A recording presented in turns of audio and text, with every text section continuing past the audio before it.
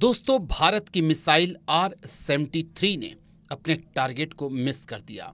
अमूनन ऐसा होता नहीं है, लेकिन पोखरण में वायुशक्ति 2024 के अभ्यास में ऐसा हुआ। दरअसल वायुसेना के तेजस फाइटर जेट ने एक हवाई टारगेट पर R-73 मिसाइल दागी। मिसाइल टारगेट को मिस कर गई।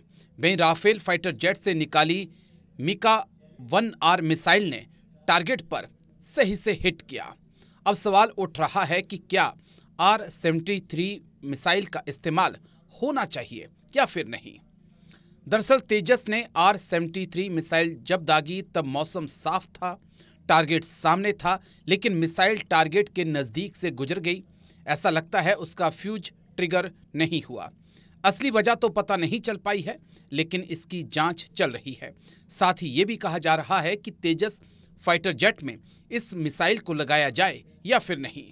वायुसेना भी R-73 मिसाइल की सीमाएं जानती है। ये मांग लगातार हो रही है कि तेजस फाइटर जेट को आसाराम से लैस किया जाए ताकि क्लोज कॉम्बैट के दौरान स्टिक निशाना लगाया जा सके। आपके लिए जानना भी जरूरी है कि इसी मिसाइल से यानी कि R-73 मिसाइल से ही विंग कमांडर अभिनंदन ने पाकिस्तान के F-16 फाइटर जेट को मार गिराया था। कोई भी मिसाइल अपने टारगेट को हिट नहीं कर पाई, इसके कई सारे कारण हो सकते हैं, कई सारे चीज़ें हो सकती हैं, जो कि एक एनालिसिस का विषय है और इंडियन एयरफोर्स इसके ऊपर लगातार काम करेगी ऐसा लगता है। लेकिन फिर भी हमको ये समझना पड़ेगा कि R-73 एक पुराने वेरिएंट की मिसाइल है, सोवियत ओरिजिन की मिसाइल है और आज इससे बेहतर टेक्नोलॉजीज़ भारत समेत विश्व में तमाम देशों के पास आ चुकी हैं। भारत भी अब R-73 को रिप्लेस करके AS-राम की तरफ देख रहा है, जो कि नई टेक्नोलॉजी की मिसाइल है और जिसको तेजस में फिट किया जाएगा।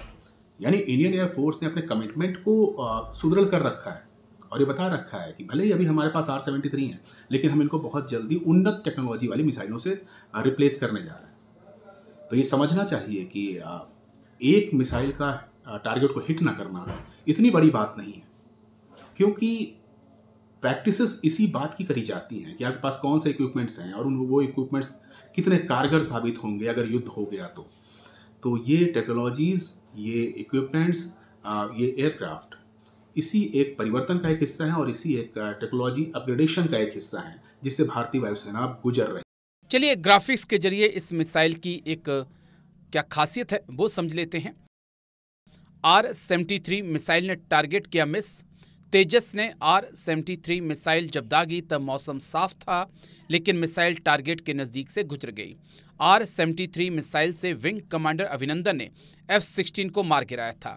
इस मिसाइल को भारत में बनाने की तैयारी चल रही थी।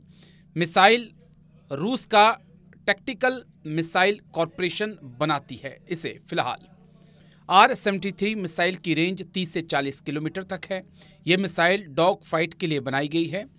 हवाई टारगेट्स को किसी भी डायरेक्शन में मार सकती है। 2500 किलोमीटर प्रति घंटे की स्पीड से ये हमला करती है। 2 मीटर की ऊंचाई से लेकर 20 किलोमीटर की ऊंचाई तक के जा सकती है। लेकिन अब जो खबर आई है वो बेहद चिंताजनक है। पोखरण में वायुशक्ति 2024 के अभ्यास में R-73 मिसाइल ने अपने टारगेट को मिस किया है और अब सवाल उठ रहा है कि क्या इस मिसाइल को तेजस में लगाया जाए, क्या इस मिसाइल का आगे निर्माण किया जाए। फिलहाल वायुसेना की तरफ से कुछ नहीं कहा गया है, लेकिन ये एक बड़ा झटका भारतीय वायुसेना के लिए।